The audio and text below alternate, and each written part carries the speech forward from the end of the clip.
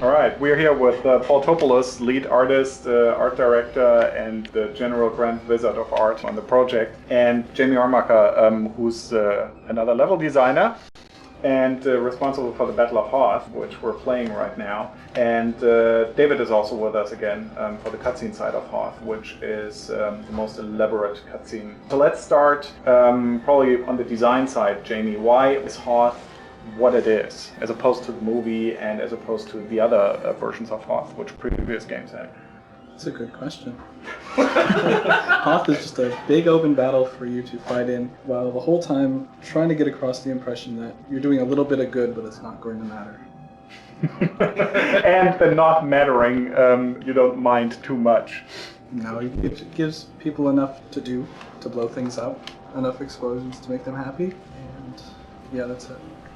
It's also the first time the ground troops come in, right? The ground troops are the best part, I think.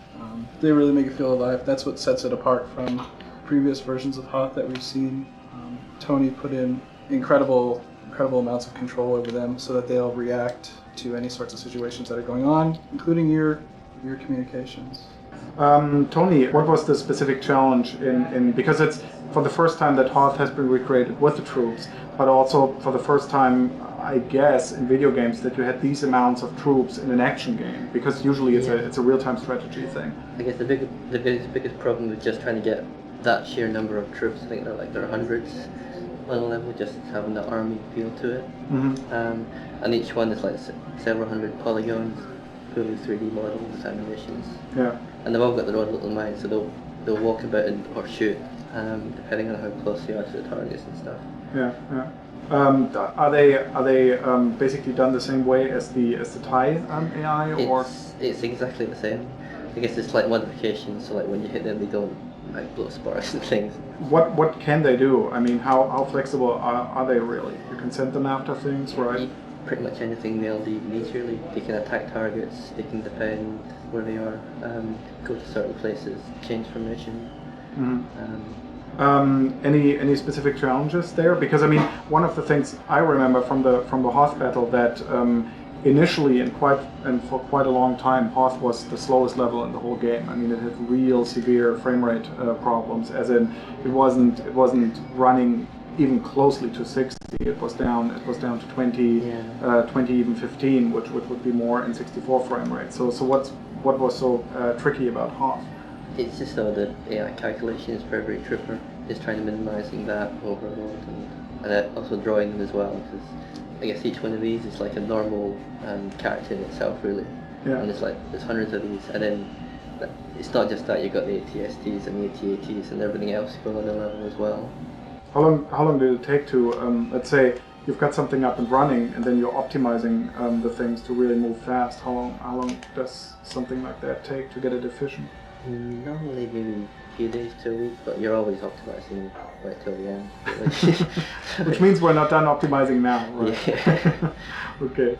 Talking about the ground guys, in general, the art, why does Hoth look like Hoth? Paul? Well, I think the interesting thing is just, which Hoth is it? I mean, we know it's all about Hoth. But I mean, when you think about the movie, the color scheme changes from shot to shot. I mean, it goes from some of the live action sequences that they filmed when it was overcast, and goes to clear blue sunny sky. And I think that was one of the things that we talked about early on, was exactly which one do you do, because you don't want it to be too perfectly happy blue, and yet you don't want it to be overcast.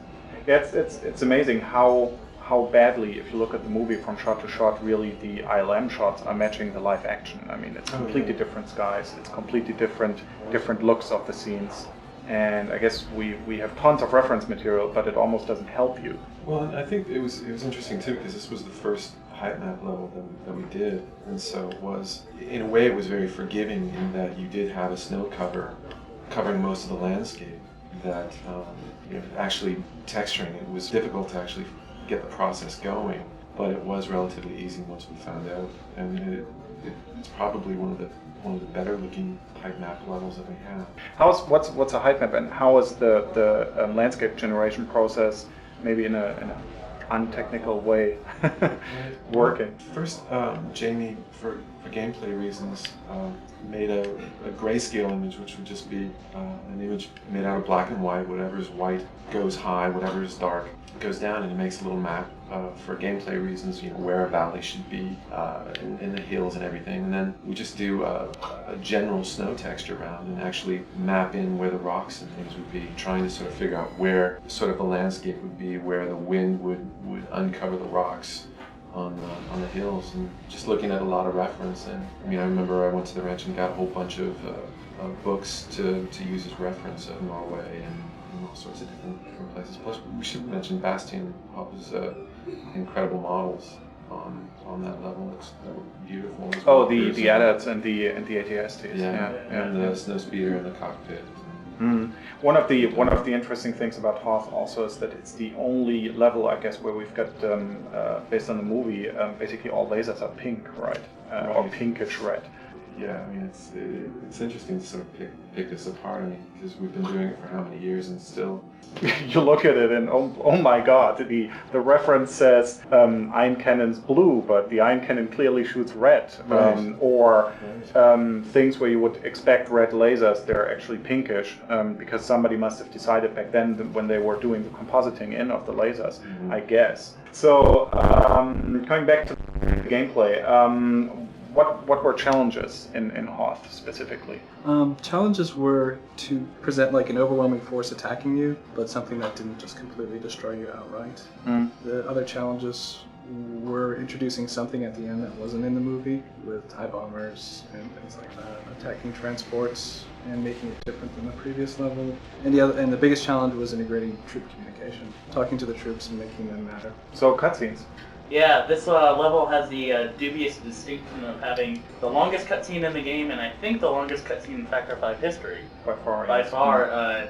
One of the cutscenes in the level is over a minute and a half long, which we're, unfortunately for me, not big fans of cutscenes here, in the sense that we would prefer the player plays the game rather than watches a movie with a quartered remote control. So it was really long for us, and it was also one of the first cutscenes that we tackled, and that was a big mistake because we encountered it was also a good thing because we encountered every possible situation we could encounter in a cutscene in this. We had crafts that were flying craft, we had craft that were ground craft, we had ground creatures, both soldiers and what I call ground condors, which are like the AT-ATs and the AT-STs.